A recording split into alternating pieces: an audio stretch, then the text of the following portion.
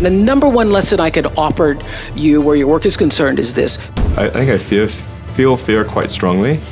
So it's not as though I just have the absence of fear. I feel it quite strongly. You cannot invent and pioneer if you cannot accept failure. Want to be happy? Build a life, not just a business. Living that believing life. Out here living that believing life. Every day we living that believing life. Hustle like we're living that believing life. Living life, yeah, so we grinding it out. Every single day we be grinding it out. Hustle like we living that believing life, oh. That believing life, oh.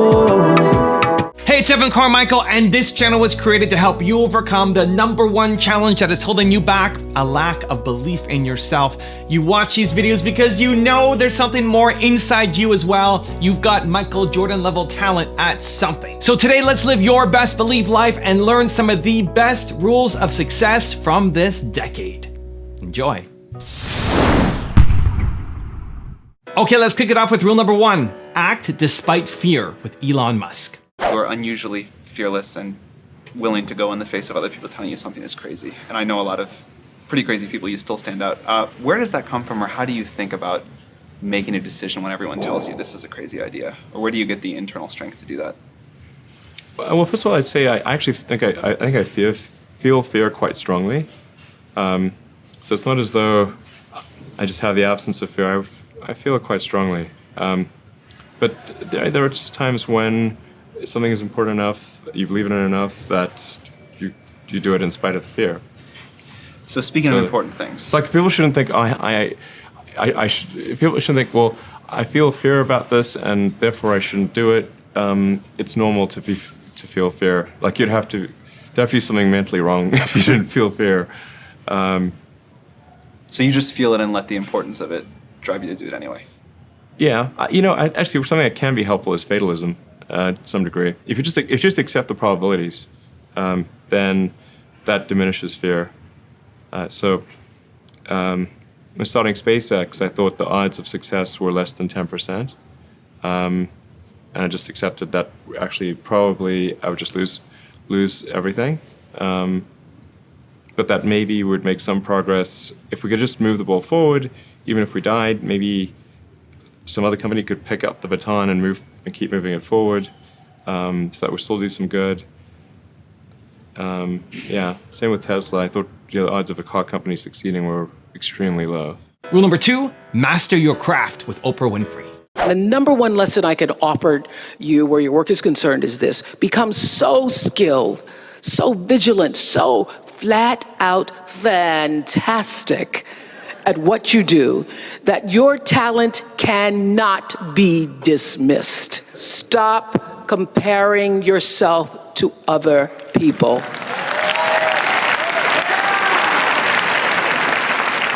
You're only on this planet to be you, not someone else's imitation of you. I had to learn that the hard way on the air live, anchoring the news. One night in my 20s, when I first started broadcasting, I was 19, moved to an anchor by the time I was 20, and I was just pretending to be Barbara Walters. I was just trying to talk like Barbara, act like Barbara, hold my legs like Barbara. And I was on the air, and I hadn't read the copy fully, and I called Canada. And I did that on the air. I cracked myself up because I thought Barbara would never call Canada. And that little breakthrough, that little crack, that little moment that I stopped pretending allowed the real me to come through. Your life journey is about learning to become more of who you are and fulfilling the highest, truest expression of yourself as a human being. That's why you're here. Rule number 3, experience more with Jeff Bezos. You cannot invent and pioneer if you cannot accept failure. To invent, you need to experiment. And if you know in advance that it's going to work, it is not an experiment. And so that's a very important thing. They are inseparable twins, failure and invention. And so you have to be willing to do that. And it's embarrassing to fail. It's always embarrassing to fail. But you have to say, no, that's not how this works. If I said to you, you have a 10% chance with a particular decision, a 10% chance of a 100x return. You should take that bet every time, but you're still going to be wrong 9 out of 10 times, and it's going to feel bad 9 out of 10 times. And with technology, the outcomes, the results can be very long-tailed. The payoff can be very asymmetric, which is why you should do so much experimentation.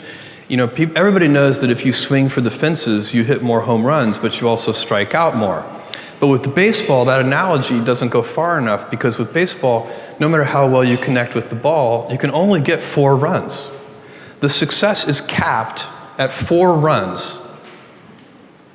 But in business, every once in a while, you step up to the plate and you hit the ball so hard, you get 1,000 runs. And so when you have that kind of asymmetric payoff, and you know one at bat can get you 1,000 runs, it encourages you to experiment more. It's the right business decision to experiment more. It's also better for your customers. Customers like the successful experiments. Rule number 4, find your obsession with Bill Gates. Computers, when I was young, were super expensive. And my friend Paul Allen and I actually snuck into places at the University of Washington where they had computers that weren't being used at night. And so we were fascinated by what the computer could do, but very few people were getting exposure. We had to go out of our way, and we were lucky that we did it all.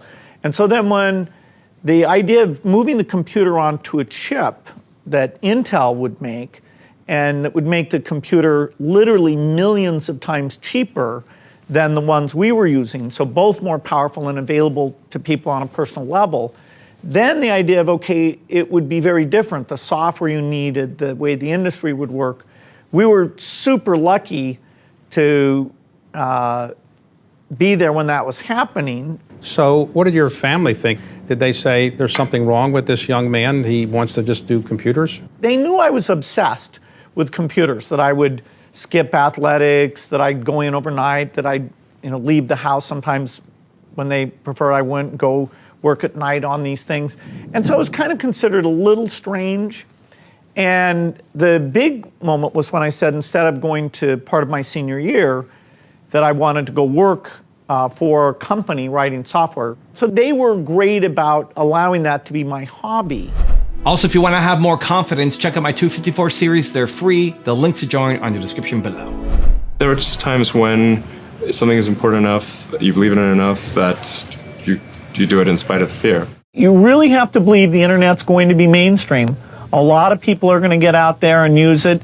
Become so skilled, so vigilant, so flat out fantastic at what you do that your talent cannot be dismissed. Rule number 5, conquer your fears with Will Smith. Somebody once said that the chains of habit are too light to be felt until they're too heavy to be broken. I had been terrified of public speaking. I couldn't do it. I'd throw up. And I knew if I didn't cure it then, I'd never cure it. And so I saw an ad in the paper for the Dale Carnegie course, which worked on developing your ability to speak in public. And I went down there. Be sincere. A good smile has the same effect as a puppy's tail. When a puppy wags. They made us do all these crazy things to get out of ourselves, and so we stood on tables and did all kinds of things.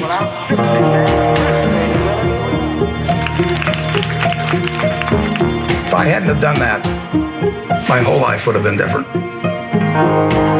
So in my office, you will not see the degree I got from the University of Nebraska. You'll not see the master's degree I got from Columbia University, but you'll see the little award certificate I got from the Dale Carnegie course. Rule number 6, get honest with yourself with Mel Robbins. I've always wanted a six-pack and I don't have it. And I don't know, and I've never had it. And when I finally stopped complaining about it, when I got honest about what it was going to require. Oh, I'm dead serious. Dead serious about this. At my, at 49, with my affinity for alcohol and my love of carbs and my distaste for exercise, I have a small problem on my hands if I want a six-pack. So if you were to go forward, right, and think, okay, well, if a year from now I had a six-pack, what would my day-to-day life look like? Ooh. And you can get very clear that you're not committed to that. And then you can stop beating yourself up for the shit you never intend on doing. What I realized is I can spend 4 minutes a day in a hotel room or in my bedroom doing planks, and my arms look great, and everybody else will think the rest of my body's in shape. And we're good. We're good. Yes. It worked like a charm. So you might want to get honest with yourself. Like, instead of doing this I want to be a millionaire, I want to do this. Do you really? Because you can make it happen. You actually can. Look at all the idiots that are making money. You can make money. But you're going to have to roll the clock forward just a year and say, okay, if I'm able to put $1,000 a month against my debt, I'm able to make X amount of dollars a month, I'm able to put X amount of dollars in savings, what do I need to be doing a year from now to make that happen? And what are those habits that are there a year from now that I don't have right now? And then roll yourself back to this moment, just like I explained with exercise. Do I actually not want to have a Manhattan tonight? Nope. Did I want to go to the gym today? Nope. Am I willing to not eat what I ate for breakfast? Nope. Am I willing? I did my 4 minutes. My arms are looking really good. But so bring it back, and then you will have the formula for pivoting at any moment. You time travel forward a year. You investigate the patterns that you have that are giving you the result that you want, and then you back your ass up to right here, right now. And you decide, am I willing to do this now? If I'm willing, then 5, 4, 3, 2, 1 through all the bullshit excuses that are going to be there when you're trying to override your operating system. That's how you do it. Or you have the reality check like I had, which is, oh, I just like to bitch. I don't intend on changing, so why don't we get this off the plate? And let's focus on the things that I am actually committed to. Rule number 7, never give up with Jack Ma. I never thought we could survive for 18 years. And then we made it. The only thing that today we should do is share the experience and know-how, especially share the mistakes, suffers with others. My thinking is that, you guys remember, if you want to be successful, learn from the other people's mistakes. Don't learn from the successful stories. Successful stories they make, don't listen to that. There are a lot of reasons behind it. Just like, I remember the first time Harvard Business School came to us, say, Jack, we want to write a case study for you. That's years 2001 or 2000. They came, they spent 1 week, and they write a report, and I read, I said, this is not me. And they said, this is you. I said, no, this is not us. He said, this is you. So they make up his sign, and the case study go up, and they start to teach in a lot of universities. The next 5 years, they invited me to go to the case study, and they always find a competitor of my company. And after every case study, Alibaba will die, that company will succeed. All the students agree. And actually, every 5 years, all the competitors die, we still survive. So how can you study this kind of a successful story? Learn from the mistakes, the other people. No matter how smart you are, you will encounter these mistakes. You learn from mistakes not because you will be able to avoid mistakes. You will able to, when these mistakes come, this suffer comes, you know how to deal with it. How to face it. The book I want to write, if I can, is Alibaba 1001 Mistakes. This is the most treasurable things. Rule number 8, break the rules with Simon Sinek. Let me tell you a story. So a friend of mine and I, we went for a run in Central Park. The Roadrunners organization, on the weekends, they host races. And it's very common at the end of the race, they'll have a sponsor who will give away something, apples or bagels or something. And on this particular day, when we got to the end of the run, there were some free bagels. And they had picnic table set up, and on one side was a group of volunteers. On the table were boxes of bagels, and on the other side was a long line of runners waiting to get their free bagel. So I said to my friend, let's get a bagel. And he looked at me and said, the line's too long. And I said, free bagel. And he said, I don't want to wait in line. And I was like, free bagel. And he says, nah, it's too long. And that's when I realized that there's two ways to see the world. Some people see the thing that they want, and some people see the thing that prevents them from getting the thing that they want. I could only see the bagels. He could only see the line. And so I walked up to the line. I leaned in between two people, put my hand in the box, and pulled out two bagels. And no one got mad at me, because the rule is you can go after whatever you want. You just cannot deny anyone else to go after whatever they want. Now, I had to sacrifice choice. I didn't get to choose which bagel I got. I got whatever I pulled out, but I didn't have to wait in line. So the point is you don't have to wait in line. You don't have to do it the way everybody else has done it. You can do it your way. You can break the rules. You just can't get in the way of somebody else getting what they want. That's rule number 1. Rule number 9, find fulfillment with Tony Robbins. Fulfillment is an art. What's going to fulfill you is different than the other person next to you. You're not going to learn that from anybody else. And you got to find it, because success without fulfillment is the ultimate failure. And I get those phone calls all the time for the multi-billionaire entrepreneur or politician or business person or a person just won their Academy Award and they're depressed and they can't tell anybody because they got all their goals, but they're not fulfilled because they really don't have that sense of meaning in their life. They went for something and they got it. They achieved. And if you doubt this, what I'm saying is relevant to you or us or anyone, just think about a month ago, we lost what I consider to be a national treasure, Robin Williams. How many of you loved Robin Williams? Look around the room, keep your hands up, look.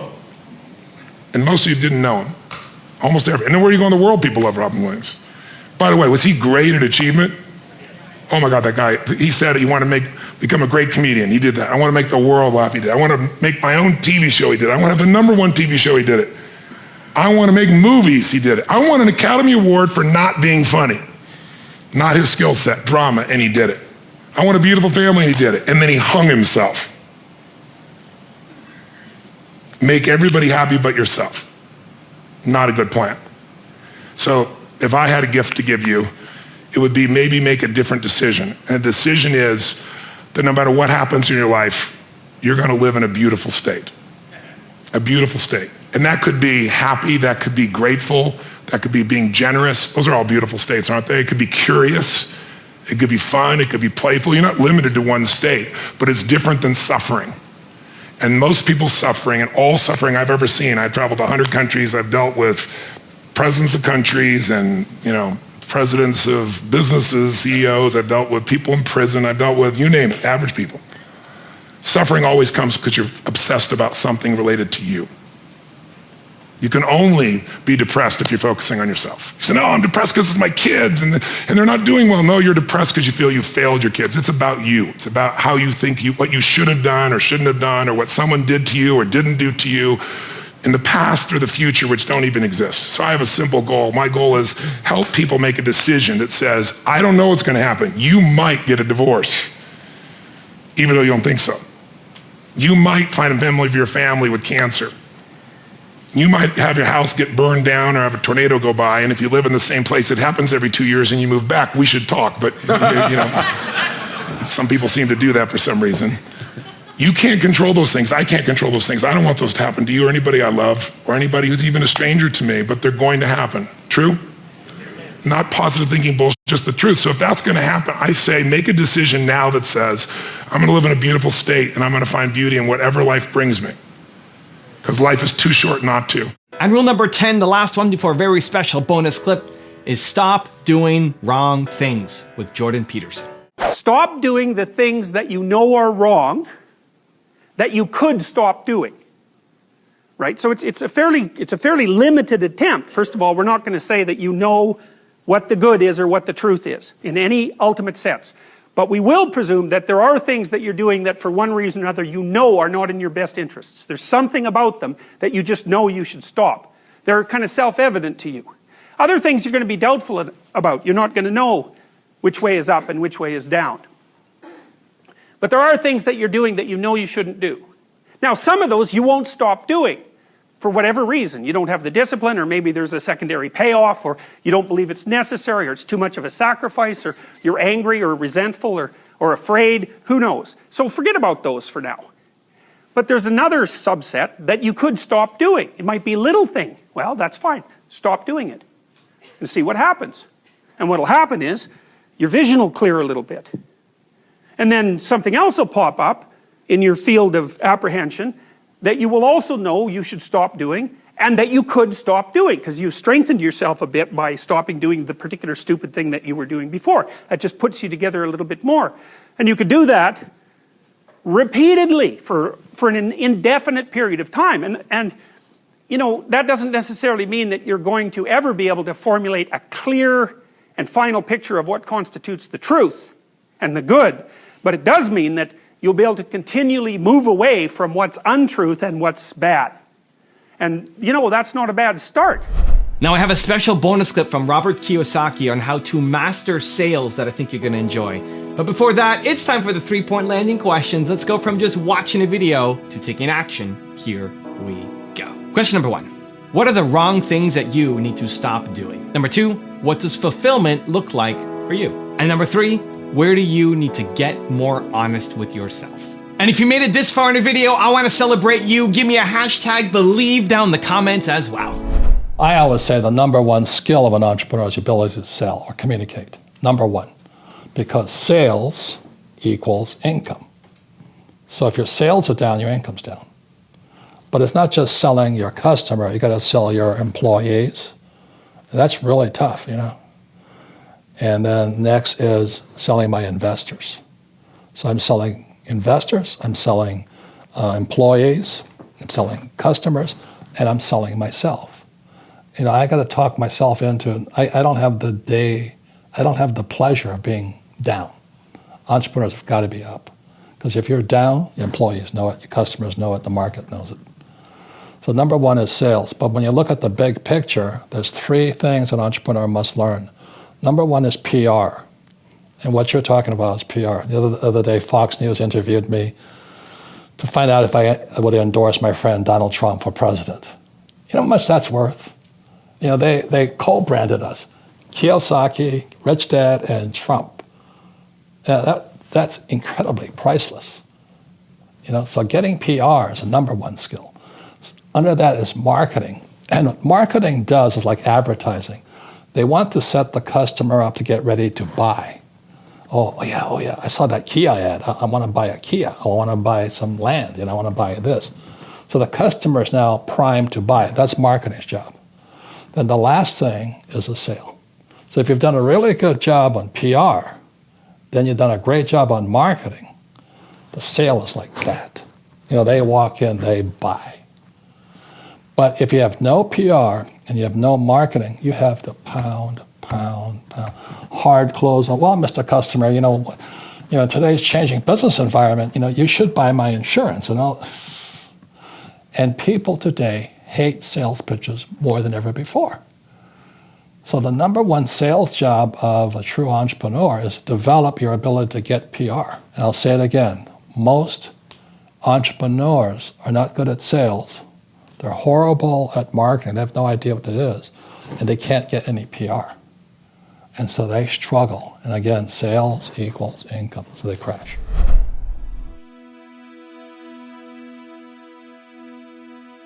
If you want to learn the 10 universal skills that are hard to learn but will pay off forever, check out the video right there next to me. I think you'll enjoy it. Continue to believe, and I'll see you there. Every morning I go for a run.